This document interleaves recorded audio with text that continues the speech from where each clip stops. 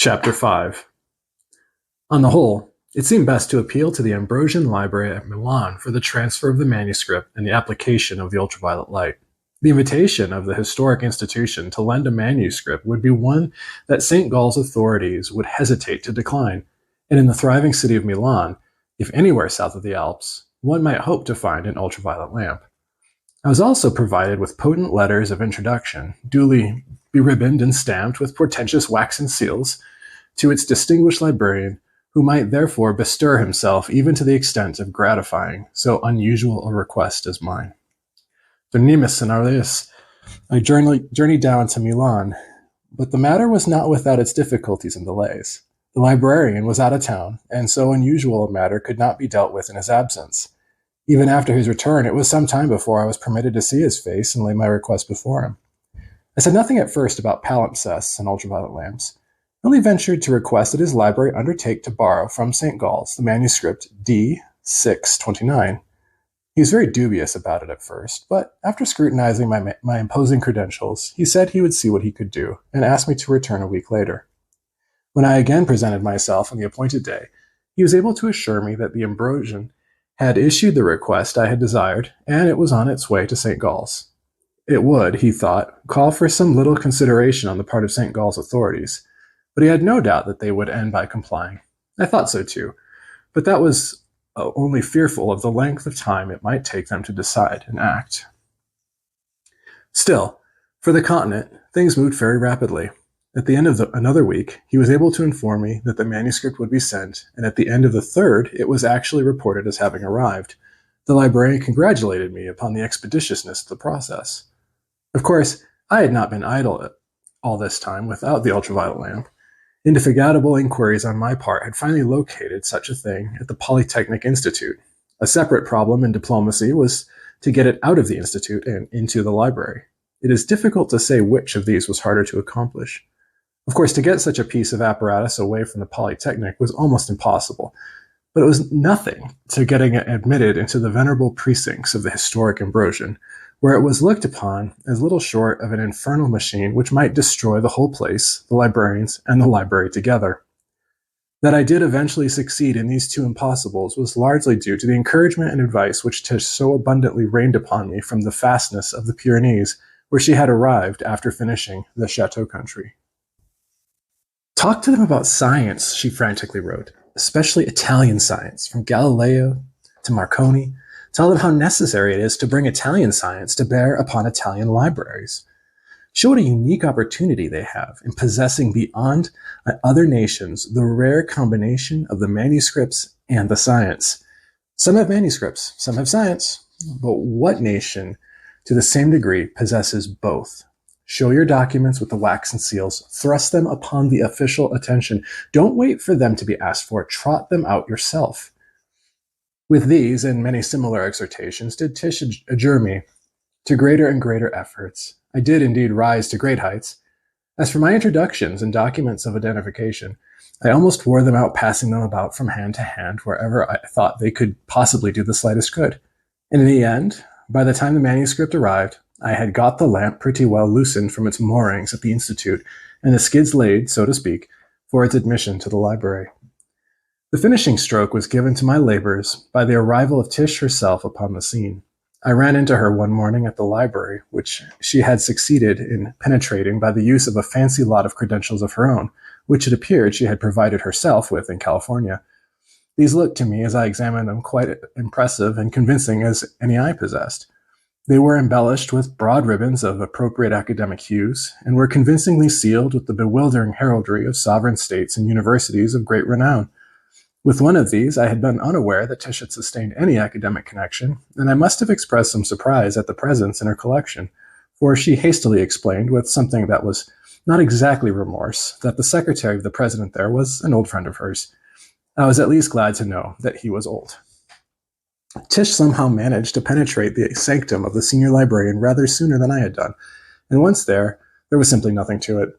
She desired to explore certain palimpsests in the Ambrosian library, and such were her eloquence and her credentials that the librarian could not withstand them. Indeed, he had no desire to withstand them. He came rushing to meet them. How fortunate that the library was even then in the act of introducing an ultraviolet lamp from the Polytechnico to facilitate the reading of just such palimpsests. It should be speedily placed at her disposal. Presto, within a week. Right glad was the librarian in that hour that I had so sturdily striven to inform him of the library uses of ultraviolet lamps, and so stoutly argued that it would do the manuscripts no harm to be left in the dark with them. My eloquence had seemed at the time to make little impression upon him, but the mere presence of Tish had acted as the developer does upon the sensitized plate. The picture suddenly stood out clear, even as the palimpsest is supposed to under the ultraviolet lamp. I need not say, presented Tish to the librarian. I was hardly in a position to do such a thing, at least in an Italian library.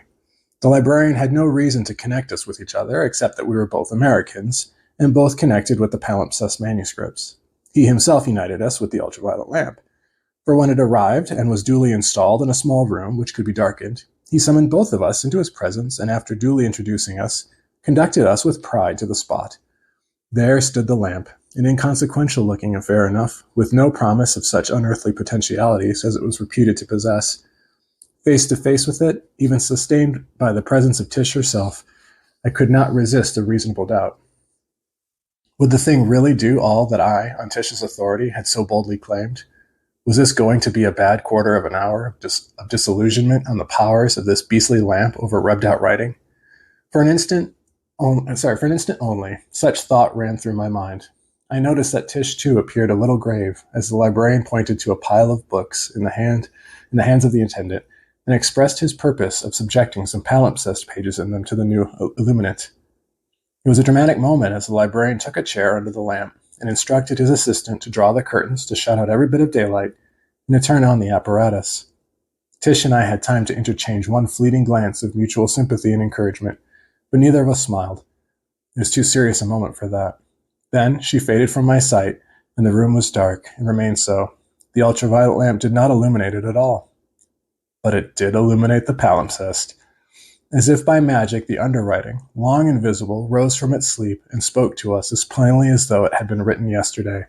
First to grasp it, Tish uttered a faint, tremulous sigh of vast relief and delight, which was instantly swallowed up by the librarian's exclamation of amazement and incredulity.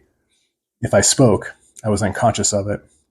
I know I felt a tremendous reaction. I somehow felt that Tish was on trial in the experiment, though it was really I who had sold the idea to the librarian, on the strength of her confident representations. She had been so full of confidence that I had unconsciously made her attitude my own, and harangued the pundits of Milan with the assurance of an apostle. My emotional reaction was so great that I almost caught her in my arms, though all I really did was to find her hand and grasp it warmly behind the librarian's back. I thought afterward that she must have reached for me at the exact same moment. It had been so easy to find. But it was the librarian who first got to the floor. He burst forth with loud expressions of gratification and delight, crying that all the great palimpsests would have to be read with the aid of the ultraviolet light, and exclaiming at that thought of what the method would reveal throughout the libraries of the world. His voice rumbled on through the darkness of the little room until he suddenly recollected himself, and springing up, pushed Tish into his chair to see for herself what the magic lamp so strangely disclosed. As she bent over the page, fulfilling my dream at St. Gall's, he congratulated me upon the vindication of my claims for the lamp and its powers. It was really a great moment for all of us, but I felt that Tish was the real heroine of the occasion, though how to convey this to the director without arousing his suspicions and betraying the conspiracy I did not see. I therefore contented my conscience by modestly muttering something about California and the Huntington Library, and then took my turn at the manuscript. The text that stood out before me was itself of no interest to me, and yet I have seldom in my life been more interested. The old writing, lost for centuries and to all appearance hopelessly erased, had come back to life, and now looked up at me with all the strength and clearness one could wish. Tish and the director were conversing with animation beside me, and I wanted to hear what they had to say, but the interest of the experiment was too much for me, and absorbed every faculty of my mind. There was something so uncanny about it, this unearthly renewal of utterances long effaced and forgotten. Quite apart from my personal problem for which it promised so much, the magnitude of the thing struck me as it had the director. It seemed to open a new field of research, It was like finding a whole library of manuscripts. From these reflections, I was suddenly recalled by hearing the director's voice addressing me. "By the way, Professor, the manuscript you wanted borrowed from St. Gall's has arrived. When do you wish to examine it? It is at your disposal in the manuscript room." In addressing me as Professor, the director, I may say, slightly overshot the mark. His views of my academic estate were pardonable, however, in view of the tone of my credentials, which describe me, I blush to recall, as a man of prodigious learning, the most exalted character, and engaged upon researches the most profound. I fancied Tish was smiling in the ultraviolet darkness, but I did not boggle at the title. "I am delighted to hear it," said I easily, "and infinitely obliged to you for your courtesy and the patience in the matter. As a matter of fact, there is an erased piece of text in it that I should like to try the light on if it is convenient.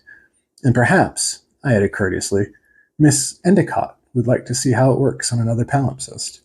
The director expressed his willingness if Miss Endicott desired it, and that lady gracefully assented, without too great a show of interest. So it came about that when the director had departed, and the assistant had brought in the long-sought D629 and placed it on the desk under the lamp, Tish and I were left alone with our great experiment.